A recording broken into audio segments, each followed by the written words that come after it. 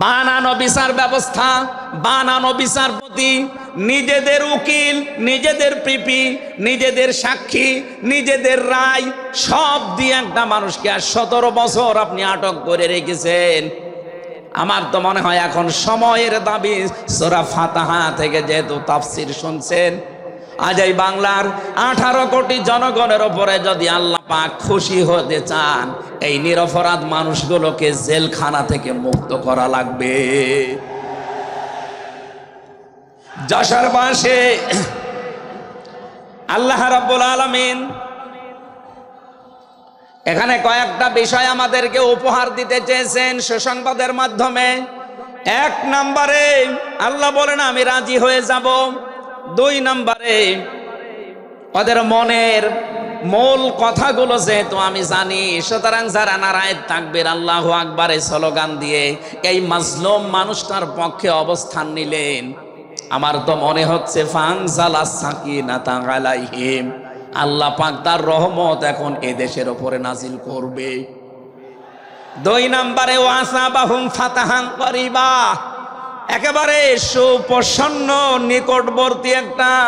নিকটবর্তী বিজয় আমাদেরকে আল্লাহ এই মাজলুম মানুষটার পক্ষে দাঁড়ানোর কারণে দেবে।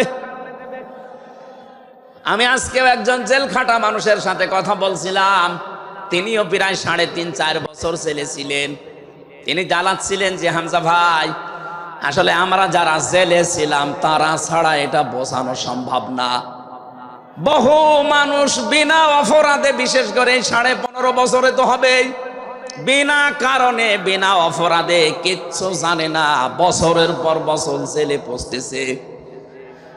ওরা যদি একজন নিরপরাধ মানুষকে মিথ্যা কথা ছড়িয়ে দেওয়ার কারণে নবী যেরকম সিদ্ধান্ত নিতে পারে, আজ বাংলার 18 কোটি মানুষ দল বেদল সব ভুলে গিয়ে নিরপরাধ যত মানুষ জেলে ভর্তি আছে, গুম হয়েছিল, খুন হয়েছিল যারা, এদের পক্ষে দাঁড়াতে যদি সত্যি আপনি মন থেকে এগিয়ে আসতে পারেন, আল্লাহর কসম আমাদের সামনে আল্লাহ বিজয় দেখাবেন।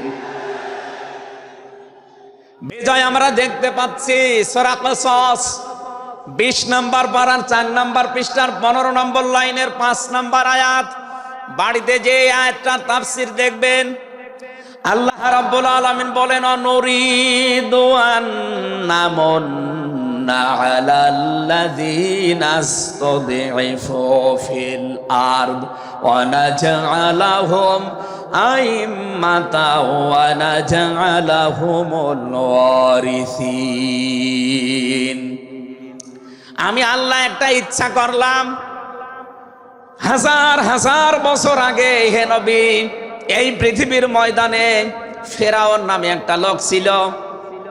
রাষ্ট্রীয় ক্ষমতায় থাকার কারণে ওই দেশে বিভিন্ন দলে বিদলে বিভক্ত করে মানুষকে রেখেছিল, আর একটা দলকে সে টার্গেট নিয়ে কোণঠাসা করে, ছোট করে, হীন করে রেখেছিল। সেই দলটা ছিল মুসা নবীর দল। আমি আল্লাহ একটা ইচ্ছা করলাম, জমিনের উপরে যাদেরকে দুর্বল করে রেখেছে ফেরাউন, এই দুর্বল দলের উপরে আমি আল্লাহ মনন করব। মনন মানে অনুগ্রহ করা, দয়া করা। আমি আল্লাহ দয়া করব তাদের উপরে, মনন করব। এই কারণ আমি তাদেরকে জমিনের শাসন ক্ষমতায় বসাতে চাই, জমিনের উত্তরাধিকারী তাদেরকে বানিয়ে দিতে চাই। অনুমাক্কিনা লাহুম ফিল আরদ, জমিনের উপরে তাদেরকে আমি ক্ষমতায় বসাবো, এটা আমি আল্লাহর ইচ্ছা। বলেন তো আল্লাহ যদি কোনো ইচ্ছা করে ওটা রদ করার কেউ আছে? আরো জোরে বলেন আছে? সুতরাং এই আয়াত দিয়ে আমি যেহেতু 100 ভাগে আয়াতটা বিশ্বাস করি, হাজার হাজার বছর আগে ফেরাউনের এই জীবনের সাথে, কাহিনীর সাথে, তাফসিরের সাথে আমি বাংলাদেশে আয়াতটা মিলিয়েছি। দেখতে পেয়েছি 2024 সালের 5 আগস্টের পরে একটা দলের সাথে আয়াতটা মিলে যাচ্ছে। আপনি যাই মনে করেন এইটাই বাস্তব। এই 54 বছরে ধোয়া তুলে ভুয়া চেতনার নাম দিয়ে যাদেরকে কোণঠাসা করে রেখেছিলেন জনগণের কাছ থেকে, আল্লাহ যেন হঠাৎ করে মানুষের মনের ভেতরে তাদের প্রতি পরিবর্তন এনে দিয়েছেন। আল্লাহ পাক যেন এই মানুষগুলোকে একটা মনন করেছেন, একটা দয়া দেখিয়েছেন।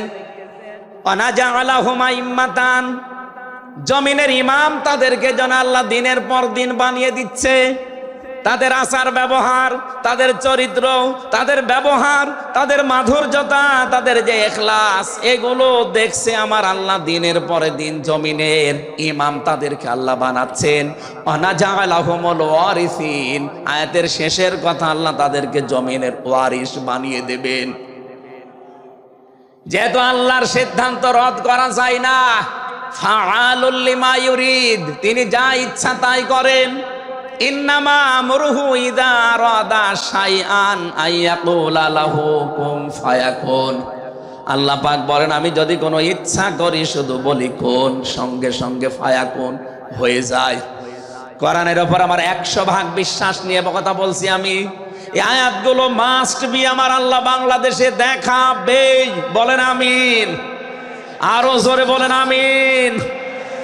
6 নাম্বার আয়াত হচ্ছে অনুমাক্কিনা লাহুম ফিল আরদ, আমি আল্লাহ তাদেরকে জমিনের চেয়ারে ক্ষমতায় বসিয়ে দেব। কেন জানো?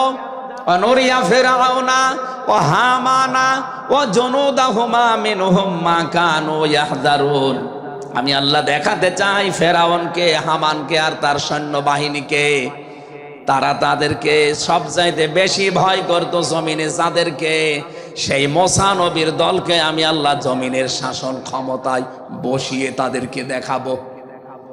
এই 54 বছর জালেম এবং মুনাফিকরা সবচাইতে বেশি ভয় বাংলাদেশে যাদেরকে করেছে, তাদের প্রতি মানুষের মন মানসিকতা আল্লাহ ঝুঁকিয়ে দিয়েছেন। এই জন্য কোরআনের আয়াতের উপরে বিশ্বাস করে বলছি, এই বাংলাদেশে যারা নিরপরাধ মানুষ আছে তাদেরকে যদি 5 তারিখের পরে বিভিন্ন আন্দোলনের কারণে, মানবিকতার কারণে ছেড়ে দেওয়া হয়, বিশেষ করে ম্যাডাম খালেদা জিয়াকে আপনি ছেড়ে দিয়েছেন। এরপরে আমরা দেখতে পেলাম আব্দুল সালাম পিন্টু ভাইকে ছেড়ে দিয়েছেন। এরপরে গিয়াসউদ্দিন মামুন ভাইকে ছেড়ে দিয়েছেন। মিয়ানুরউদ্দিন অপু ভাইকে ছেড়ে দিয়েছেন। আমরা চাই জনাব এটিএম আজহারুল ইসলামকেও মুক্তি দেওয়া হোক। এ দাবির পক্ষে আছেন কারা দেখি? লিল্লাহি তাকবীর।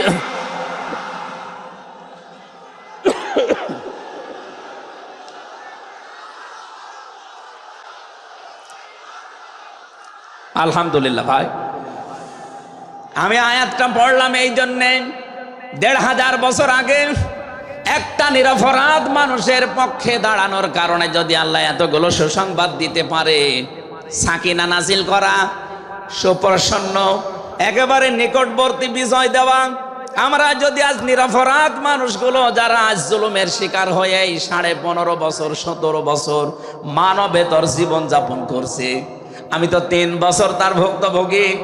3টা বছর আমাদেরকে ফাঁসির কন্ডেম সেলের ভেতরে 24 ঘন্টা লকআপ দিয়ে রাখতেন। কি করেছিলাম আমরা? আজকে এই যে মাহফিলের 6 জন আলেমের ভেতরে আমরা 3 জনই এক জায়গায় ছিলাম জেলখানায়, আর বাকি 3 জনের ভেতরে একজন তো বাইরের দেশে, আর 2 জন আব্দুল হাই সাইফুল্লাহ, শাইখ আহমদুল্লাহ, 2 জন মুসলিম। তাদেরকেও কোরআনের কথায় দেশে 15.5 বছর আপনারা বলতে দেননি। এজন্য আমি আয়াত থেকে যেটা শিক্ষা দিতে চাই, কাটছাট কথা বলছি, বাংলাদেশে যদি আল্লাহর সাকিনা প্রশান্তি মনে এবং বাইরে আপনি দেখতে চান, সুপ্রসন্ন বিজয় যদি দেখতে চান, অবশ্যই আপনাকে নিরপরাধ যারা এখনো পর্যন্ত বিভিন্ন জায়গায় মাজলুম হয়ে আছে তাদের পক্ষ নেওয়া লাগবে। এই কথা বলেন।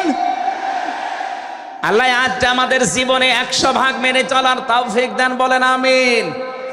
এই সূরা ফাতিহা থেকে আমরা পড়েছি 29 নম্বর আয়াত। আমাদের আলোচনার বিষয় মুহাম্মদুর রাসূলুল্লাহর উম্মত কারা। রব্বুল আলামিন বলেন মুহাম্মদুর রাসূলুল্লাহ,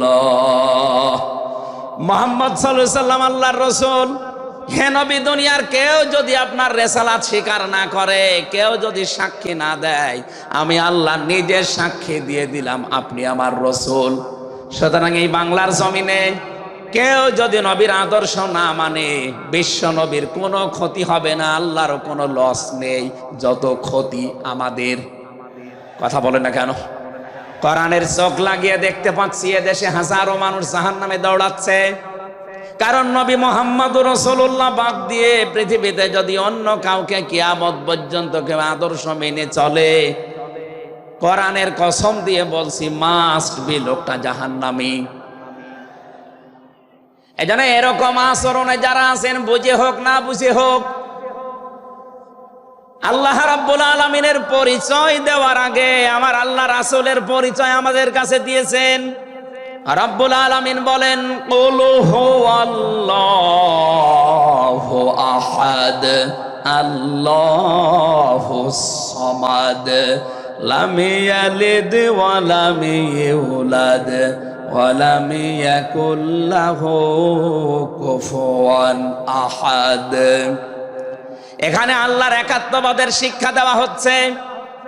আল্লাহ পাক বলেন, হে নবী আপনি বলুন, অথচ শোনানো হচ্ছে যার কথা, তার কথা তো আগে বলার দরকার ছিল। এখানে আগে রেসালাতের ঘোষণাটা দেওয়া হয়েছে, কুল, হে নবী আপনি বলুন। ও বাংলার মুসলমানেরা, ফেরাউনের জীবনী পড়ে আমি দেখেছি সে কিন্তু আল্লাহর একাত্মবাদের ঘোষণা দিয়েছিল, কিন্তু রেসালাতের ঘোষণা দেয়নি, এজন্য লোকটা ঈমান পায়নি। বাংলাদেশে বহু মানুষকে আমরা দেখতে পাচ্ছি আল্লাহর কথা বললেও বলেন আমরা কি নামাজ পড়ি না, রোজা রাখি না, আমি কি হজ করি না, দান সাদকা করি না। এগুলো সব আল্লাহর বিধান। এগুলোর পাশাপাশি আল্লাহর প্রেরিত পুরুষ যিনি আমাদের এই জামানায়, আল্লাহর প্রেরিত পুরুষ যিনি কিয়ামত পর্যন্ত, তার নাম মুহাম্মাদুর রাসূলুল্লাহ। জ্ঞানী মানুষ যারা বসে আছেন এক কথায় তারা বুঝবেন আমি জানি। আজ বিশ্ব নবীর আদর্শ বাদ দিয়ে আপনি কার আদর্শ মানেন আপনার বিবেকের কাছে প্রশ্ন করেন। এটা রাজনীতি মনে করে কেউ যদি চলে যান আপনার কপালে আগুন লাগবে, আপনারও মরণ হবে ফেরাউনের মতো। ও আল্লাহকে মেনেছিল কিন্তু রেসালাত মানে নাই। এদেশে আজ অনেকেই আল্লাহর কথা বললে নামাজ পড়ে, রোজা রাখে, হজ করে আসে, দান সাদকা করে। আরে ভাই, এগুলো সবই আল্লাহর বিধান। আপনি আল্লাহকে মানেন, কিন্তু তার প্রেরিত পুরুষ এই জামানায় যিনি কিয়ামত পর্যন্ত, তার নাম মুহাম্মাদুর আবার জোরে বলেন মুহাম্মাদুর রাসূলুল্লাহ। এতক্ষণ পর্যন্ত যা বললাম আমি আশা করছি আপনি বুঝেছেন। বিশ্ব নবী বাদ দিয়ে অন্য কারো আদর্শ এ জমিনে মানা যাবে না।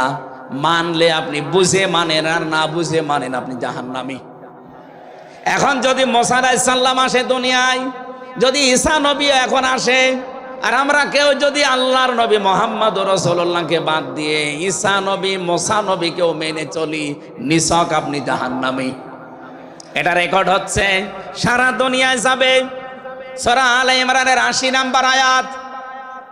অন্য ধর্মে যারা আছেন, ইহুদি, খ্রিস্টান, আহলে কিতাব যারা দাবি করেন, এমনকি এই মুশরিকদের ভেতরেও যারা, বৌদ্ধদের ভেতরে যারা অমুসলিম, তাদেরকে বলছি আপনারা ভুল পথে আছেন। আপনারা যাদেরকে নবী নাম বলে চলেন, যিশু বলেন, ঈসা আলাইহিস সালামকে, মুসা আলাইহিস সালামকে আপনারা যোসেফ বলে ডাকেন। আপনাদের ওই সমস্ত নবীগুলো তাওরাতে, ইনজিলে অলরেডি ঘোষণা দিয়েই গেছে যে আমাদের পরে একজন শেষ নবী আসবে, তার নাম মুহাম্মাদুর রাসূলুল্লাহ বা আহমদ। তাকে যদি তোমরা জীবদ্দশায় পেয়ে যাও, পৃথিবীর সব কিছু ছেড়ে দিয়ে তার আদর্শটা গ্রহণ করবা, নয়তো পথভ্রান্ত হয়ে, পথভ্রষ্ট হয়ে জাহান্নামে যাওয়া লাগবে। যাকে মেনে চলার দাবি করেন সেই যিশু, সেই যোসেফ, হযরতে ঈসা নবী, হযরতে মুসা নবী, তারাই যেহেতু ঘোষণা তাওরাতে, ইনজিলে দিয়ে দিয়েছে, হয়তো আপনাদের পুরোহিত যারা, ধর্মগুরু যারা, ঠাকুর যারা আপনাদেরকে শোনায় না। এই সত্য বিধান আপনি ইনজিলে পড়েন। আমার শেষের শব্দ ছিল ফিত তাওরাতি ওয়াল ইনজিল। এই দুইটা কিতাব আপনারা পড়ে দেখবেন, এখানে আমাদের নবী, শেষ নবীর বর্ণনা আছে ৯০৩ জায়গায়। বলেন আল্লাহু আকবার। আল্লাহ পাক প্রথম শব্দে জানাতে চেয়েছেন, হে নবী কেউ যদি আপনাকে স্বীকার না করে, কেউ না মানে, আমি আল্লাহ নিজে ঘোষণা দিলাম, ওয়াল্লাযীনা মাআহু আশিদ্দাউ আলাল কুফফার, আপনার সঙ্গে সাথে যারা হবে, আপনার সাথে যারা থাকবে, আপনার উম্মত বলে যারা কিয়ামত পর্যন্ত দাবি করবে, তাদের ভেতরে এই গুণগুলো মাস্ট বি পাওয়া যাবে। যশোরবাসী, এবার আপনাদের জন্য আপনি মিলান তো এই আয়াতটা নিজের জীবনে আছে কিনা। ওয়াল্লাযীনা, আর যারা মাআহু, আপনার সঙ্গে থাকবে, আশিদ্দাউ আলাল কুফফার, তারা কাফেরদের প্রতি বজ্রকণ্ঠ হবে। কালকে মাওলানা মামুনুল হক, আমি ছিলাম কালকে চট্টগ্রামের ফেনীতে, একটু লাইভ দেখেছি। উনি কিন্তু শেষের দিকে এটা জানিয়েছেন, ওঠো বজ্রমুঠি করো, ঘোষণা দাও। এ কথা বলেনি? এই কথা বলেন না কেন? ওনার এইটাই সামারাইজ, আশিদ্দাউ আলাল কুফফার, কাফেরদের প্রতি কঠোর হওয়া লাগবে। সেই সময় এখন অলরেডি চলছে। প্রতিবেশী নামে আমাদের যারা আছে, যেহেতু প্রতিবেশী পাল্টানো যায় না, এজন্য আমরা বেশি কিছু বলছি না। আমরা আশা করব যে প্রতিবেশীর চরিত্র পাল্টাবে। নবীজি প্রতিবেশী সম্পর্কে এত বেশি কথা জানিয়েছেন, মাঝে মাঝে বলতেন, জিবরাইল, প্রতিবেশী সম্পর্কে যত কথা তুমি বলো, মনে হয় যে আমার জমি জায়গার ভাগও দেওয়া লাগবে। যেহেতু এত দামি জিনিস প্রতিবেশী, এত গুরুত্বপূর্ণ, আপনাদেরকে তো আমরা আর পাল্টাতে পারবো না, আমাদের জমির সাথে আপনাদের জমি। এই জন্য বলছে আপনারা চরিত্র পাল্টাবেন। আপনি মাইক্রোসফট, ভয়েস অফ আমেরিকা, এগুলো সব খ্রিস্টানরা, ইহুদিরা চালায়। তারা আজ তামাম দুনিয়ার 257টা রাষ্ট্রে কিন্তু অলরেডি জানিয়ে দিয়েছে, বিশ্বে সবচাইতে বেশি মিথ্যা কথা বলা হয় ভারতে। পৃথিবীর 257টা রাষ্ট্রের ভেতরে সবচাইতে বেশি সংখ্যালঘুরা নিরাপত্তার সহিত বাস করে বাংলাদেশে। অথচ এই দুইটা এতদিন, 54 বছর আমরা স্বাধীন হয়েছি, 54টা বছরে আমাদের পেছনে এই মিথ্যা দুইটা তথ্যই প্রতিবেশীরা ছড়িয়েছে। সারা দুনিয়ার মোড়লদেরকে বলতো যে বাংলাদেশে সংখ্যালঘু নির্যাতন হয়। এদেশের গোবিন্দ পরামানিক, কুমার কি সেন যেন, কয়েকজন মিলে তারা বিবৃতি অলরেডি মাঝে মাঝাই দিচ্ছে যে আগস্টের 5 তারিখের পর থেকে বাংলাদেশে আমরা সবচাইতে বেশি নিরাপত্তায় আছি সংখ্যালঘুরা। এখনো তো কোরআনে কারিম এই দেশে কায়েম হয়নি। আমি কোরআনের এই অনুষ্ঠান থেকে আপনাদেরকে গ্যারান্টি দিতে পারি, আল্লাহর কসম, কোরআনে কারিম যদি এদেশের রাষ্ট্রীয় ক্ষমতায় চলে আসে, বাংলাদেশের সবচাইতে বেশি নিরাপদে থাকবে সংখ্যালঘুরা। একজন মুসলমানের মাথায় যদি কেউ আঘাত করে, একটা গুনাহ হবে। একটা অমুসলিমের গায়ে যদি কেউ আঘাত করে, ডবল গুনাহ হবে। বাংলার মুসলমানেরা অনেকে মনে করেন যে এটা মনে হয় নতুন হাদিস। না, আপনি একজন মুসলমানকে আপনি মারলেন, আপনার নিজের ভাই, সে আল মুসলিম ও আখুল মুসলিম, কিন্তু অমুসলিম আপনার ভাই। এ কথা কোরআনেও নেই, হাদিসেও নেই। কে কথা বলেন এখন? 3টা বিষয় যদি কারো ভেতরে পান, সে যেই হোক। 1 নম্বরে কেউ যদি আমার কেবলাকে কেবলা মনে করে, ফাহু আখি, সে আমার ভাই।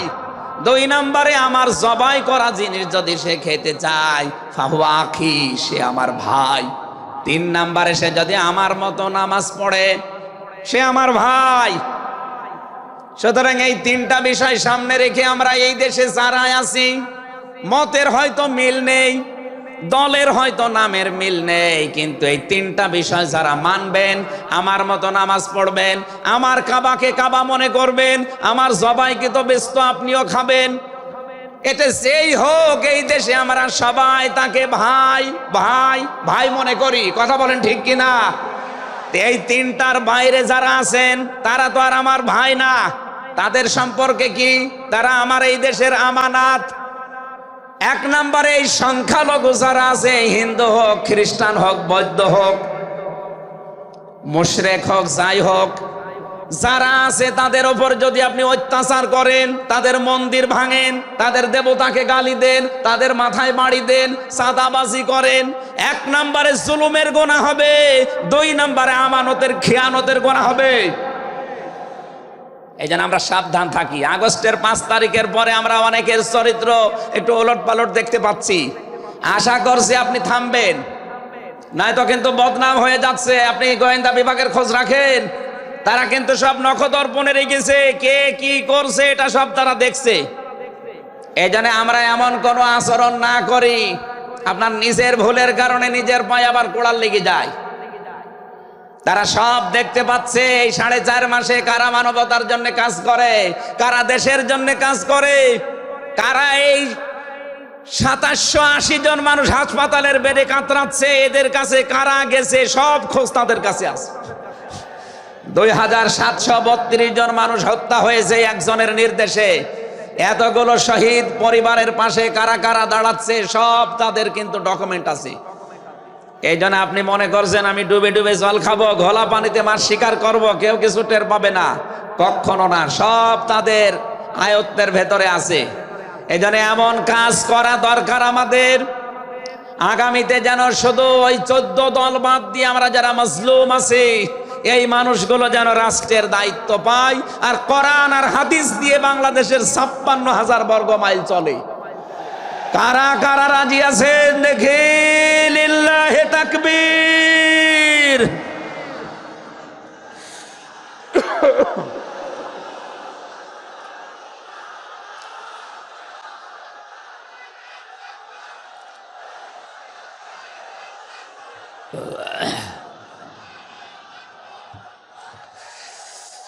আমার ভাইরা,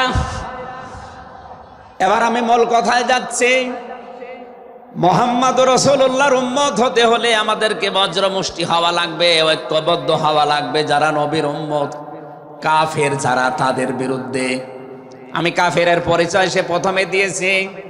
যে মানুষগুলো কোরআনে কারিমে বাধা দেয়, কোরআনের শিক্ষায়, কোরআনের প্রচারে, কোরআনের প্রসারে, কোরআন কায়েমে যারা এই বাংলাদেশে বাধা দেবে, তার নাম আব্দুল আলিম হতে পারে কে কাফের। এদের বিরুদ্ধে কঠোর হওয়া লাগবে আপনাকে। আমি আবার বোঝার জন্য বলছি, নাম হয়তো আপনার আল্লাহর নাম আপনি নিয়েছেন আব্দুল আলিম, আব্দুল খালেক, কিন্তু আপনার কাজ যদি কোরআন প্রচারে বাধা দেওয়া হয়, ডাইরেক্ট ইনডাইরেক্ট, অবশ্যই আপনি বুঝতে পেরেছেন আমি কি বলছি। আপনি কিন্তু আর সাধারণ মানুষ নেই, আপনি মুনাফিকও নেই, আপনি মুসলমানও নেই, আপনি কাফের হয়ে গেছেন। আল্লাহ আমাদের হেফাজত করুন, বলেন আমিন। কাফেরদের যত অনুষ্ঠান আছে সেখানেও কড়াকড়ি করা লাগবে আপনাকে। কে বলেছে ধর্ম যার যার উৎসব সবার? এটা কুফরি কথা। ধর্ম যার যার, উৎসব তার তার। এই কথা বলেন। মান তাশাব্বাহা বিকওমিন ফাহুয়া মিনহুম। যার সাথে যার সাদৃশ্য মিলবে, সে আচার ব্যবহারে, ধর্মীয় রীতিনীতিতে কিয়ামতের দিন তার সাথে থাকা লাগবে। কোনদিন আজ পর্যন্ত আপনি পিটিয়েও কোন হিন্দু ভাইকে গরু জবাই করেন যখন কোরবানি দেওয়ার জন্য, তাকে পাবেন।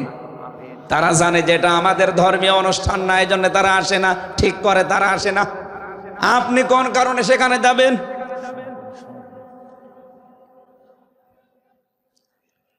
রোহামা ও বাইনাহুম। 2 নম্বরে আমরা পেয়েছি নিজেদের ভেতরে মহব্বত, ভালোবাসা, সম্প্রীতি, মায়া, মমতা। এটা নিজেদের ভেতরে বাড়ানো লাগবে। আপনি নবীর উম্মত হতে চান, অথচ এটা নিজেদের ভেতরে আরো দূরত্ব তৈরি করেন না। এটা নিজেদের ভেতরে আরো স্যাক্রিফাইস করে হোক, ডাকাডাকি করে হোক, নিজেদের ভেতরে এটা তৈরি করা লাগবে আরো বেশি। তারাহুম রুক্কান সুজ্জাদা। হে নবী, আপনার উম্মত যারা, আপনার সাথে যারা আছে, তাদেরকে দেখতে পাবেন আল্লাহর সন্তুষ্টি এবং অনুগ্রহ তালাশ করার জন্যে। তারা রুকু এবং সেজদাকারী অবস্থায় তাদের দেখতে পাবেন। নবীর উম্মত যারা এসেছেন, অন্য ধর্মের লোকদেরকে বাদ দিলাম, বিশ্ব নবীর উম্মত যারা এখানে বসে আছেন, আমাদের উচিত হবে যতদিন আজরাইল না আসে, ফরজ নামাজ আমরা কোনোদিন ছেড়ে দেব না। আরো জোরে বলেন। আল্লাহ যেন এটা মেনে চলার তৌফিক দেন আমাদের একেবারে জীবনের শেষ দিন পর্যন্ত। 2 নম্বরে ফরজ নামাজের সময়টুকু যেভাবেই হোক বের করে আপনি আদায় করেন। সুন্নত নফল ওইগুলো যদি পড়তে না পারেন পরবর্তীতে পড়বেন, কিন্তু ফরজ নামাজ কেউ ছেড়ে দিয়ে সে আল্লাহর আয়ত্ত থেকে বের হয়ে যায়। বলেন নাউজুবিল্লাহ। সাহাবায়ে কেরাম আল্লাহর দরবারে যে 7টা কারণে কবুল হয়েছিলেন, তার ভেতরে 1 নাম্বার কারণ ছিল এই মানুষগুলো আল্লাহর বিধান সামনে পেলে পৃথিবী ভুলে যেতেন। আব্দুল্লাহ আনসারী রাদিয়াল্লাহু তাআলা আনহুর জীবনী পড়েছি। এই লোকটা আল্লাহর বিধান সেজদাকে সামনে রাখতে গিয়ে নিজের স্ত্রীকে এক কাপড়ে গর্তের ভেতরে বসিয়ে রেখেছিল, নিজের ছেলেকে শিকল দিয়ে বেঁধে রেখেছিল, তারপরও আল্লাহর বিধান সেজদা সে ভুলে যায় নাই। আমাদের এরকম কঠিন পরিস্থিতি এখনো হয়তো আসেনি, তারপরও আমরা অনেকে বিনা কারণে ফরজ নামাজ ছেড়ে দেই। আমি নামাজের কথা মুসলমানদের কাছে সচরাচর বলতে চাই না, কারণ একজন মুসলমান আর একজন কাফেরের ভেতরে পার্থক্য নামাজ। নামাজ যদি কেউ না পড়ে সে মুসলমান থাকে কি করে?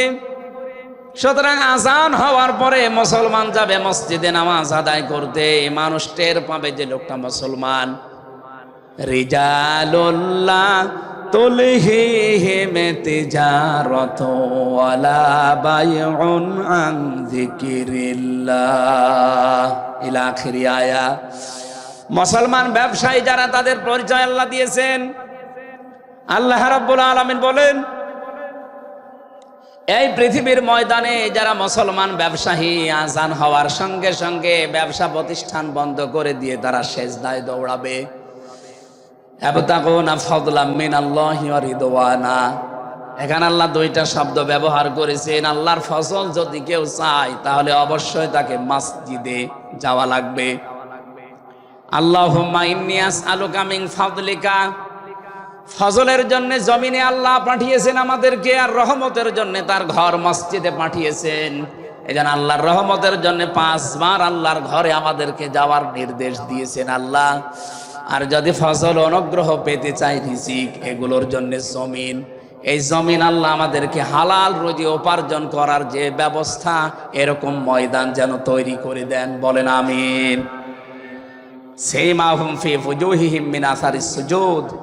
আল্লাহ বলেন এদের এই চিহ্নগুলো, সেজদার চিহ্নগুলো এদের চেহারার বিভিন্ন জায়গায় ফুটে উঠবে। কিয়ামতের ময়দানে এই চিহ্ন দেখে দেখে নবী সুপারিশ করে করে জান্নাতে নিয়ে যাবে। হয় কপালে, নাই নাকে, নাই হাতে। যে সমস্ত জায়গায় সেজদা দেওয়ার জন্য আপনি জমিনে লাগিয়েছিলেন, এই জায়গাগুলো কিয়ামতে চমক দিতে থাকবে। আল্লাহ আমাদের প্রত্যেককেই এই 5টি গুণ অর্জন করার মাধ্যমে বিশ্ব নবীর খাঁটি উম্মত হওয়ার তৌফিক দিন। আমিন, আল্লাহুম্মা আমিন।